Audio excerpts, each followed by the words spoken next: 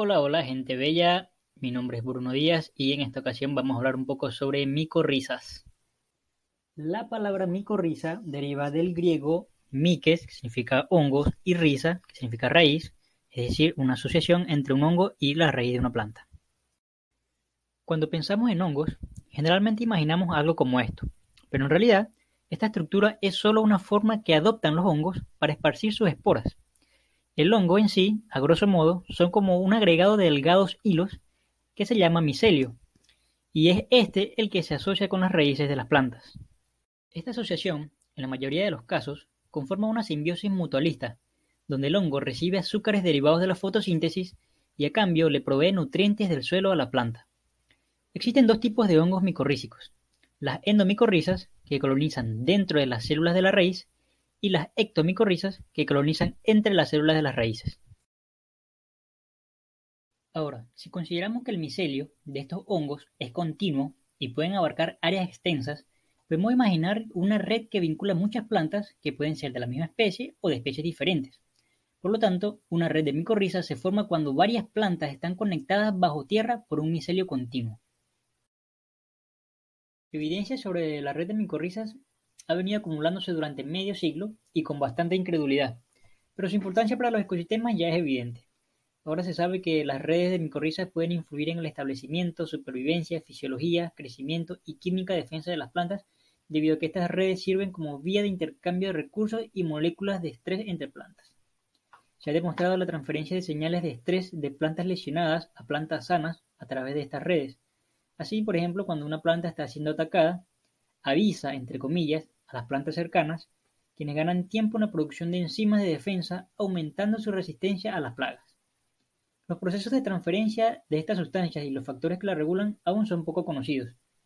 Una de las hipótesis es que el intercambio de recursos se dé por relaciones source-sink, o sea, una planta rica en nutrientes sirve como fuente o donante de compuestos para una planta vecina que es pobre en nutrientes, la cual actúa como receptor. Ahora, ¿por qué dije avisa entre comillas? Bueno, básicamente porque no sabemos qué hay detrás de este comportamiento.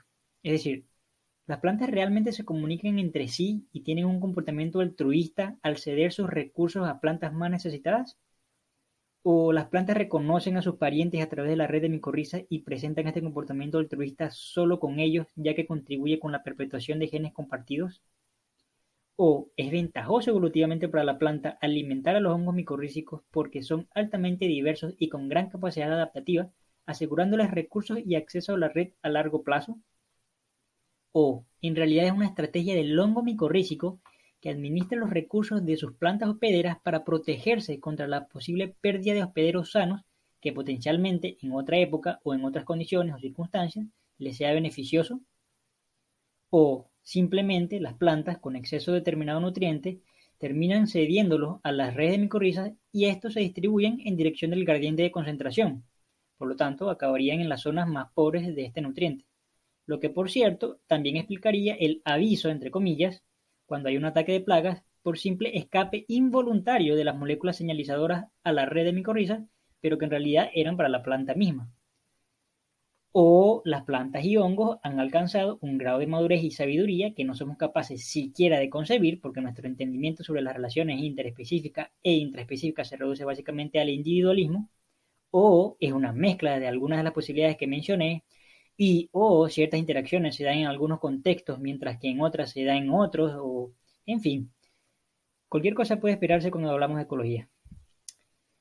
Ahora, algunas aplicaciones en la biotecnología. Ya se han venido usando algunas especies estudiadas de hongos micorrízicos en silvicultura, inoculando el sustrato de plántulas que inician su desarrollo con vigor gracias a las micorrizas. Pero sin duda, el potencial de estas interacciones es mucho más prometedor cuando pensamos en las posibles soluciones al empobrecimiento de suelos por uso irresponsable de fertilizantes químicos.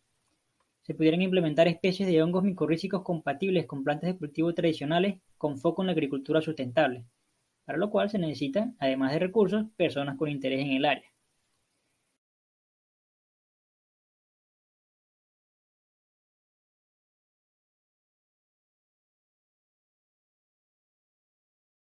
Created using Powtoon.